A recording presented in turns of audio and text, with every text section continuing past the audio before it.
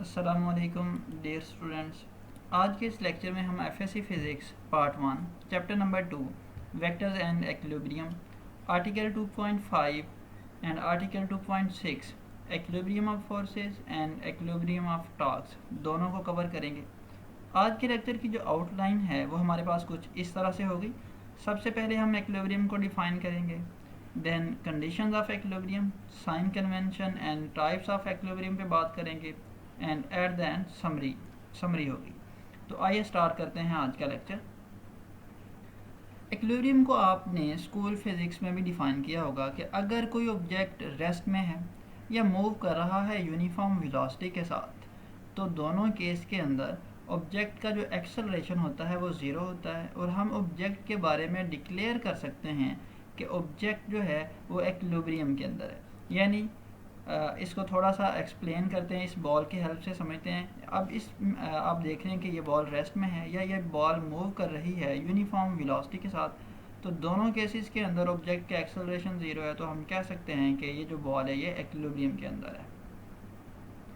अब हम देखते हैं कि कौन सी ऐसी रिक्वायरमेंट्स हैं, कौन सी ऐसी कंडीशंस हैं जिनको अगर कोई ऑब्जेक्ट फुलफ़िल करे तो हम उसके बारे में डिक्लेयर कर सकते हैं कि ऑब्जेक्ट जो है वो एक्विलिब्रियम में है। तो बात करते हैं कंडीशंस ऑफ एक्विलिब्रियम पे। तो दो कंडीशंस हैं एक्विलिब्रियम की हमारे पास। सबसे पहले फर्स्ट कंडीशन ऑफ एक्विलिब्रियम को एक्सप्लेन करते हैं। अभी हमने बात की कि अगर कोई ऑब्जेक्ट रेस्ट में हो या यूनिफॉर्म वेलोसिटी के साथ मूव कर रहा हो, तो दोनों केसेस के अंदर यानी रेस्ट के अंदर और यूनिफॉर्म वेलोसिटी के साथ जब ऑब्जेक्ट मूव कर रहा है तो जो चेंज इन वेलोसिटी है वो ज़ीरो होता है, और चेंज इन वेलोसिटी को ही हम कहते हैं कि वो क्या है, एक्सेलरेशन। यानी इन अदर वर्ड्स हम कह सकते हैं कि अगर कोई ऑब्जेक्ट रेस्ट में या मूव कर रहा है यूनिफॉर्म वेलोसिटी के साथ तो उसका एक्सेलरेशन ज़ीरो होगा। अगर हम न्यूटन सेकंड लॉ अप्लाई करें, जिसकी आपने मैथमेटिकल फॉर्म इस तरह से राइट की थी स्कूल फिज़िक्स में, F is equal to ma, और यहाँ पे आप एक्सेलरेशन की वैल्यू सब्स्टिट्यूट करें इस रिलेशन के अंदर, तो आप देखेंगे कि जो नेट फोर्स है इस ऑब्जेक्ट पे लगने वाली, जो कि रेस्ट में है या मूव कर रहा है यूनिफॉर्म वेलोसिटी के साथ, वो क्या होगी, ज़ीरो होगी। तो देखिए, from Newton's law of motion the vector sum of all the forces acting on it must be zero. यानी अगर कोई ऑब्जेक्ट रेस्ट में या यूनिफॉर्म एक्सेलरेशन के साथ मूव कर रहा है तो उस पर लगने वाली जो vector sum of all the forces, जिसको हम रिजल्टेंट फोर्स भी कहते हैं, वो क्या होगी, ज़ीरो होगी। इसको ग्राफिकली थोड़ा सा एक्सप्लेन कर लेते हैं। सपोज करें इस डायरेक्शन में इस बॉडी पे कोई फोर्स लग रही है, इसी फोर्स के इक्वल बट अपोजिट डायरेक्शन में एक और फोर्स बॉडी पे एक्ट कर रही है। अब इन दो फोर्सेस का वेक्टर सम या इन दो फोर्सेस का जो रिजल्टेंट है वो क्या होगा, अगर आप इनको हेड टू टेल रूल से ऐड करें तो वो क्या होगा, ज़ीरो होगा। अगर तो किसी ऑब्जेक्ट पे जो लगने वाली फोर्सेस है उनका सम यानी नेट फोर्स ज़ीरो हो, तो हम इसी कंडीशन को कहते हैं कि बॉडी जो है वो फर्स्ट कंडीशन को फुलफ़िल कर रही है, और इसको जो मैथमेटिकल फॉर्म है वो कुछ इस तरह से है कि sum of all the forces on a body equal to zero. तो ये हमारे पास है फर्स्ट कंडीशन ऑफ एक्विलिब्रियम। अब आपने इस बात से कंफ्यूज नहीं होना कि अगर कोई ऑब्जेक्ट जो है वो मूव कर रहा है यूनिफॉर्म वेलोसिटी के साथ, तो फिर उस पर जो वेक्टर सम है फोर्सेस का वो किस तरह से ज़ीरो होगा। तो सपोज़ करें आपने, अगर ये जैसे बॉल आपको मूव करते हुए दिखाई दे रही है, तब इसके ऊपर दो इक्वल एंड अपोजिट फोर्सेज लगाएं, तो तब भी ये दोनों फोर्सेज एक दूसरे के इफेक्ट को क्या कर देंगी, कैंसिल कर देंगी, और फिर भी जो इस बॉल पे लगने वाली जो नेट फोर्स है या सम ऑफ ऑल द फोर्सेज है वो क्या होंगी, ज़ीरो होंगी, और बॉडी को हम कहेंगे कि वो किसके अंदर है, एक्विलिब्रियम के अंदर है। अभी हम बाद में देखेंगे भी कि इस तरह का जो एक्विलिब्रियम होता है इसे ट्रांसलेशनल एक्विलिब्रियम कहते हैं। अब बात करते हैं कोप्लेनर फोर्सेस की। तो ऐसी फोर्सेस जो कि कॉमन प्लेन के अंदर लाई करें। अगर आपको याद हो तो हमने फर्स्ट लेक्चर में इस चैप्टर के प्लेन को डिस्कस किया था, यानी अगर दो एक्सिस जो मिलते हैं तो वहाँ पे वो एक प्लेन को डिफाइन करते हैं, या इसकी जो मोर प्रिसाइज डेफिनेशन है वो है, जो प्लेन की डेफिनेशन है, सम पैरेलल और concurrent line having same normal, तो उसे हम कहते हैं वो एक प्लेन है। तो आप आसानी के लिए इसको याद रख दें। यानी ऐसी फोर्सेस जो कि एक ही प्लेन में एक्ट करती हैं उन्हें हम कहते हैं कोप्लेनर फोर्सेस। ये आपको 4 कोप्लेनर फोर्सेस नज़र आ रही हैं, F1, F2, F3 and F4। अगर हम इन सारे फोर्सेस के कंपोनेंट ड्रॉ करें, एक्स और वाई कंपोनेंट इन सारे फोर्सेस के, फिर इन सारे फोर्सेस के जो कंपोनेंट हैं, जो इनके एक्स कंपोनेंट है उनका रिजल्टेंट अलग से निकालें, और जो इनके वाई कंपोनेंट है उनका रिजल्टेंट अलग से निकालें। बिल्कुल ऐसा ही जैसे हमने vector addition by rectangular component में सीखा था। तो अगर कोई ऑब्जेक्ट रेस्ट में है तो आप देखेंगे तो sum of all the x component, sum of all the x component of all the forces वो क्या होंगे, ज़ीरो होंगे। और sum of all the y component of all the forces वो क्या होगी, ज़ीरो होंगी। यानी हम इस केस के अंदर अगर हमारे पास कोप्लेनर फोर्सेस हों तो जो फर्स्ट कंडीशन ऑफ एक्विलिब्रियम है यानी sum of all the forces should be equal to zero, उसको in terms of component of forces कैसे लिख सकते हैं, sum of all the x component of all the forces acting on a body should be equal to 0 and sum of all the y component of all the forces acting on a body should be equal to 0। अब बात करते हैं sign convention की। अगर हम right word force को positive consider करें तो लेफ्ट वर्ड फोर्स को जो है वो नेगेटिव कंसीडर करते हैं। बिल्कुल ऐसे ही जैसे आपने सीखा था कि हमारे पास ये कोऑर्डिनेट एक्सिस हैं, ये यहाँ पे ये ओरिजिन है, ये जो लाइन है इस पे हम पॉजिटिव नंबर लिखते हैं इस डायरेक्शन में है राइट वर्ड में, और लेफ्ट वर्ड डायरेक्शन में हम क्या लिखते हैं, नेगेटिव नंबर लिखते हैं। अगर कोई फोर्स जो है वो अपवर्ड उसको हम पॉजिटिव कंसीडर करें तो इसके जो अपोजिट डायरेक्शन यानी डाउनवर्ड फोर्स होगी फिर हम उसको कैसे कंसीडर करेंगे, नेगेटिव कंसीडर करेंगे। अब बात करते हैं आर्टिकल 2.6 एक्विलिब्रियम ऑफ टॉर्क्स पे। इसको एक्सप्लेन करने से पहले हम एक छोटा सा एक्सपेरिमेंट करते हैं। यहाँ पे मैं एक रिजिड बॉडी कंसीडर करता हूँ। इस रिजिड बॉडी का इस पॉइंट को मैं कहता हूँ ये इसका मेन पॉइंट या पिवट पॉइंट है। इस पॉइंट के अबाउट ये बॉडी रोटेट कर सकती है। अब इस पे दो फोर्सेस एक्ट कर रही हैं। दोनों फोर्सेस आप देख रहे हैं एक दूसरे के जो मैग्नीट्यूड है वो इक्वल है, लेकिन इनकी डायरेक्शन क्या है, अपोजिट है, और इनकी जो लाइन ऑफ एक्शन है वो भी क्या है, डिफरेंट है। अब यहाँ पे जो फर्स्ट कंडीशन ऑफ एक्विलिब्रियम तो सेटिस्फाइड हो रही है यानी sum of all the forces वो क्या है, ज़ीरो है। यानी दो फोर्सेस लग रही हैं, दोनों इक्वल और अपोजिट है, तो दोनों आपस में एक दूसरे को क्या कर देंगी, कैंसिल कर देंगी। लेकिन आप ज़रा गौर करें, अगर फोर्सेस कैंसिल भी कर रही हैं फिर भी ये फोर्सेस क्या प्रोड्यूस कर रही हैं, टर्निंग इफेक्ट प्रोड्यूस करवा सकती हैं ऐसे क्लॉकवाइज डायरेक्शन में। तो यहाँ भी हमने सीखा कि अगर फोर्सेस जो है वो बैलेंस हो भी रही हैं लेकिन फिर भी बॉडी जो है वो रेस्ट में नहीं है, बल्कि ये क्या ले रही है, टर्न ले रही है। और इसी टर्निंग इफेक्ट को हमने किसका नेम दिया था, टॉर्क का नेम दिया था। यानी फोर्सेस का सम ज़ीरो है लेकिन बॉडी रेस्ट में नहीं है बल्कि उसके अंदर क्या है, टॉर्क है। तो इसका मतलब ये है कि जो फर्स्ट कंडीशन है हमारे पास एक्विलिब्रियम की, sum of all the forces acting on a body is zero, अगर ये फुलफिल भी हो रही हो तो तब भी ज़रूरी नहीं है कि बॉडी जो है वो एक्विलिब्रियम में हो। तो इसका मतलब ये है कि हमें एक कंडीशन एक्विलिब्रियम की एक और कंडीशन जो है वो रिक्वायर है, जिसको अगर हम अप्लाई करें तो बॉडी जो है वो कंप्लीट एक्विलिब्रियम के अंदर आ जाए। तो वो जो इसकी सेकंड कंडीशन ऑफ एक्विलिब्रियम वो फिर क्या किसको डील करेगी, वो टॉर्क के साथ डील करेगी कि अगर फोर्सेस का वेक्टर सम ज़ीरो हो लेकिन फिर भी हमने यहाँ पे देखा उसके अंदर टॉर्क है। अब अगर टॉर्क है तो बॉडी एक्विलिब्रियम में नहीं होगी यानी वो रोटेट कर रही होगी। तो अब उस टॉर्क को भी क्या होना चाहिए, ज़ीरो, और यही हमारे पास क्या है, सेकंड कंडीशन ऑफ एक्विलिब्रियम है।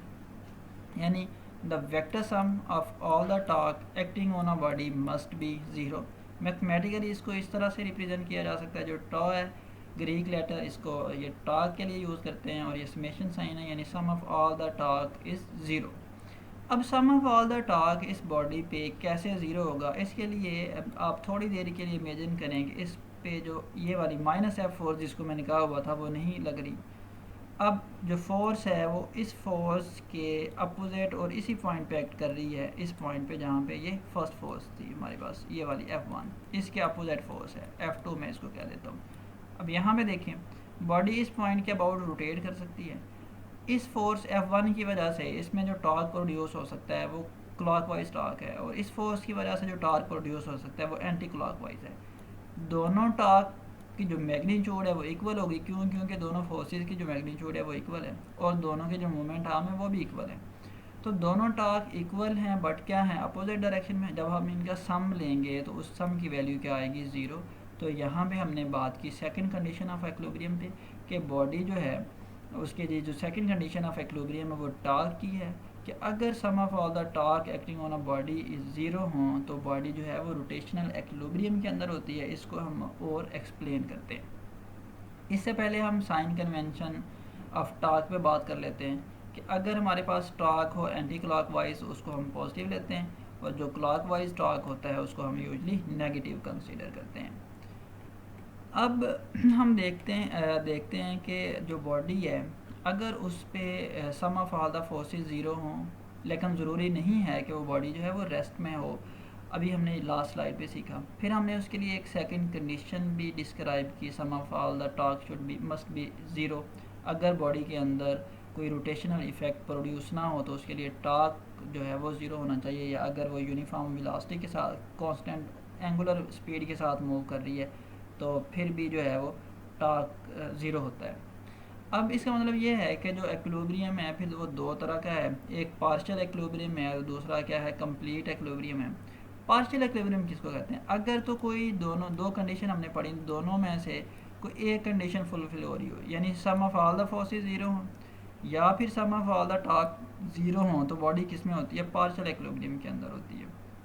जबकि कंप्लीट एक्विलिब्रियम के लिए दोनों कंडीशन को सेटिस्फाइड होना पड़ेगा। तो यहाँ पे कंप्लीट रिक्वायरमेंट फिर क्या बनेगी किसी भी बॉडी के लिए? क्या वो एक्विलिब्रियम में है, उसके लिए सम ऑफ ऑल द फोर्सेस, यानी उसकी जो फर्स्ट कंडीशन है वो सेटिस्फाइड हो, और उसकी जो सेकंड कंडीशन है जो वेक्टर सम है और टॉर्क का जो कि बॉडी पे एक्ट कर रही है वो भी किसके इक्वल होना चाहिए? ज़ीरो के। तो मैथमेटिकली हम इसको इस तरह से लिख सकते हैं। अब जैसे अभी हमने बात की कि जो पार्शियल एक्विलिब्रियम होता है उसमें कोई एक कंडीशन जो है वो सेटिस्फाइड हो रही होती है। तो हम बात करते हैं कि जब फर्स्ट कंडीशन किसी बॉडी पे सेटिस्फाइड हो रही हो तो फिर हम उस एक्विलिब्रियम को कौन सा नेम देंगे? फर्स्ट कंडीशन क्या थी? Sum of all the forces acting on a body must be zero. तो इसके लिए एक डायग्राम कंसीडर करते हैं। यहाँ पे देखें, इस डायग्राम में अभी हमने पहले भी सीखा था कि जो फर्स्ट कंडीशन है यानी sum of all the forces वो क्या है? ज़ीरो है। क्यों? क्योंकि दोनों फोर्सेस इक्वल इन मैग्नीट्यूड है बट अपोजिट क्या है? डायरेक्शन है। तो दोनों फोर्सेस एक दूसरे को क्या कर देंगी? कैंसल आउट कर देंगी। बट यहाँ पे स्टिल जो है वो बॉडी टर्न ले सकती है, यानी इसके अंदर टॉर्क है और बॉडी क्या कर सकती है? रोटेट कर सकती है। लेकिन फर्स्ट कंडीशन ऑफ एक्विलिब्रियम जो है सेटिस्फाइड हो रही है। अगर ऐसा केस हो कि first condition of equilibrium satisfied हो रही है तो हम ऐसे एक्विलिब्रियम को कहते हैं ट्रांसलेशनल एक्विलिब्रियम, या समटाइम इसको लीनियर एक्विलिब्रियम भी कहा जाता है। तो इसको रीड कर लेते हैं।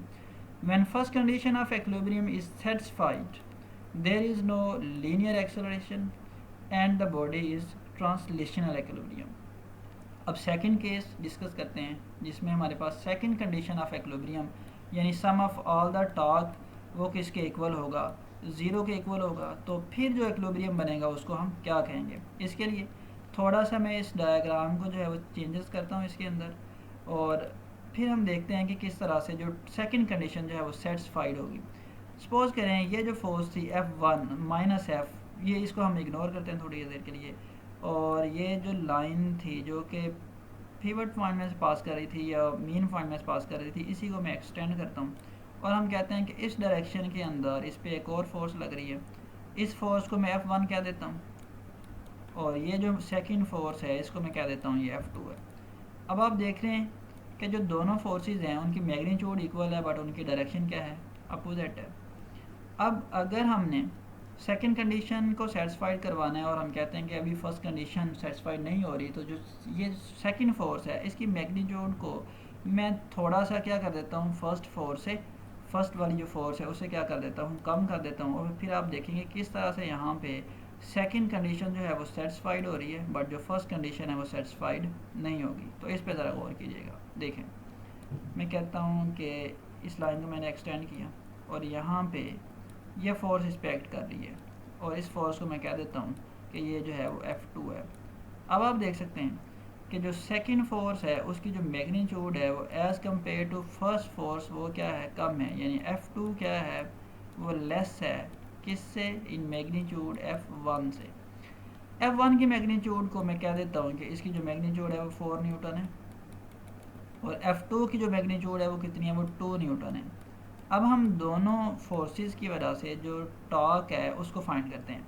तो टॉर्क क्या होता है? मोमेंट आर्म डिस्टेंस होता है, perpendicular distance between line of action of force and axis of rotation. तो F1 से लेके इस लाइन ऑफ जो एक्सिस ऑफ रोटेशन है यहाँ तक जो डिस्टेंस है उसको मैं कह देता हूँ कि वो हमारे पास है 2 यूनिट या 2 मीटर या 2 सेंटीमीटर, जो भी कन्वीनियंट यूनिट हो। और जो F2 वाली लाइन है उससे लेके एक्सिस ऑफ रोटेशन तक जो डिस्टेंस है उसको मैं कह देता हूँ 4 यूनिट। अब दोनों फोर्सेस से हम टार्क जो प्रोड्यूस होगा यानी F1 फोर्स से जो क्लॉकवाइज टार्क प्रोड्यूस होगा उसकी वैल्यू को कैलकुलेट करते हैं। तो टार्क हमने पढ़ा था moment arm multiplied by force. Moment arm इस केस में कितना है, इसकी वैल्यू 2 है, फोर्स की वैल्यू जो है वो 4 है, तो हमारे पास जो टार्क की वैल्यू है ये वो कितनी है, ये 8 न्यूटन मीटर। सिमिलरली अगर हम टार्क कैलकुलेट करें फोर्स F2 की वजह से इसी फार्मूले को फॉलो करते हुए, तो हमारे पास दोबारा से जो टॉर्क की वैल्यू आएगी वो कितनी आएगी, 8 न्यूटन मीटर। और इस फोर्स की वजह से जो टॉर्क होगा वो क्या होगा, फिर वो एंटी क्लॉकवाइज होगा। यहाँ भी आपने देखा कि क्लॉकवाइज और एंटी क्लॉकवाइज जो टॉर्क हैं उन दोनों की मैग्नीट्यूड सेम है लेकिन डायरेक्शन क्या है, अपोजिट है। तो दोनों टॉर्क एक दूसरे को क्या कर देंगे, कैंसिल आउट कर देंगे। तो जो टॉर्क जो रिजल्टेंट टॉर्क है या नेट टॉर्क है बॉडी पे एक्ट करने वाला वो क्या होगा, ज़ीरो होगा। अगर ऐसी कंडीशन हो तो बॉडी को हम कहते हैं कि वो किसके अंदर है, रोटेशनल एक्विलिब्रियम के अंदर है। और इस केस के अंदर जब टॉर्क ज़ीरो होता है तो जो उस बॉडी का एक्सेलरेशन है, एंगुलर एक्सेलरेशन, वो भी क्या होता है, ज़ीरो होता है, जिसको हमने tau is equal to I alpha वाला फार्मूला भी हमने ड्राइव किया था इस फार्मूले से। अब इसको रीड कर लेते हैं। When second condition of equilibrium is satisfied there is no angular acceleration and the body will be in rotational equilibrium. अब इस केस में जस्ट सेकंड कंडीशन सेटिस्फाइड हो रही है और जो फर्स्ट कंडीशन है वो सेटिस्फाइड नहीं हो रही। कैसे, अब देखें, जो F1 फोर्स है वो 4 न्यूटन है और जो F2 फोर्स है वो 2 न्यूटन है, और यहाँ पे जो नेट फोर्स बनेगी वो 2 न्यूटन बनेगी, वो ज़ीरो नहीं होगी। लेकिन जो सेकंड कंडीशन है वो सेटिस्फाइड हो रही है, तो इस एक्विलिब्रियम को हम नेम देंगे वो रोटेशनल एक्विलिब्रियम का। बात कर लेते हैं टाइप्स ऑफ एक्विलिब्रियम पे। अगर तो कोई बॉडी रेस्ट में है तो ऐसी बॉडी को कहते हैं कि वो स्टैटिक एक्विलिब्रियम के अंदर है। और अगर कोई बॉडी मूव कर रही है यूनिफॉर्म वेलोसिटी के साथ तो ऐसी बॉडी को कहते हैं कि वो डायनामिक एक्विलिब्रियम के अंदर है। अब इसका एक क्विक रिव्यू देख लेते हैं इस आर्टिकल का। मोशन की मेनली 2 टाइप्स हैं, ट्रांसलेशनल या सम टाइम इसको लीनियर भी बोलते हैं, और दूसरी है रोटेशनल मोशन। अब बॉडी अगर रेस्ट में हो या बॉडी कांस्टेंट स्पीड के साथ मूव कर रही हो स्ट्रेट लाइन में, तो दोनों केसेस के अंदर बॉडी का जो एक्सेलरेशन होता है वो क्या होता है, ज़ीरो। अगर एक्सेलरेशन ज़ीरो हो तो न्यूटन सेकंड लॉ से हमने सीखा था कि जो नेट फोर्स है वो भी क्या होती है, ज़ीरो। अगर ऐसा केस हो तो इसको हम कहते हैं ये हमारे पास फर्स्ट कंडीशन ऑफ एक्विलिब्रियम है। अगर किसी ऑब्जेक्ट पे ये केस फुलफिल हो रहा तो ट्रांसलेशनल एक्विलिब्रियम के अंदर होता है। दूसरी टाइप देखते हैं रोटेशनल मोशन के अंदर। अगर बॉडी रेस्ट पे हो या यूनिफॉर्म, या मैं कहता हूँ अगर स्पीड की बात करूँ तो वो कांस्टेंट एंगुलर स्पीड के साथ मूव कर रही है, तो दोनों केसेस के अंदर जो एंगुलर एक्सेलरेशन है उसकी मैग्नीट्यूड क्या होती है, ज़ीरो। तो इस बॉडी पे जो लगने वाला टॉर्क है इस फार्मूले से tau is equal to I alpha. अगर आप अल्फ़ा की वैल्यू सब्स्टिट्यूट करें तो आप देखेंगे दो टार्क है नेट टार्क वो क्या आएगा, ज़ीरो। और अगर किसी बॉडी पे ये कंडीशन जो है वो अप्लाई हो रही है तो ये सेकंड कंडीशन ऑफ एक्विलिब्रियम हम इसको कहते हैं, और बॉडी रोटेशनल एक्विलिब्रियम में होती है। और अगर दोनों कंडीशन जो है वो फुलफिल हो रही हों तो बॉडी किस में होती है, कंप्लीट एक्विलिब्रियम में होती है। आज के लेक्चर में इतना ही, इंशाल्लाह नेक्स्ट